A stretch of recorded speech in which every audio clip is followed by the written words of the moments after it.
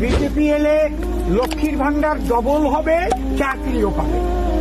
লক্ষ্মীর ভান্ডার বন্ধ হবে না, ওটা মায়েদের একটা। আমরা তাও বলছি যদি বন্ধ হয়ে যায় তাও আমাদের কোনো অসুবিধা নেই।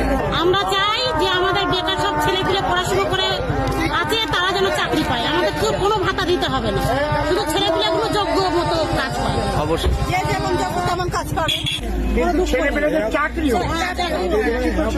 বলার ক্ষমতা কিন্তু অনেকের হয় না, উনি যেভাবে বলছে একটা প্রত্যন্ত গ্রামের মানুষ মহিলা সে যে এত বড় কথা বললো যে আমার ভাতা চাই না, কর্মসংস্থান চাই, ছেলে মেয়েদের চাকরি চাই, এটাই বলো।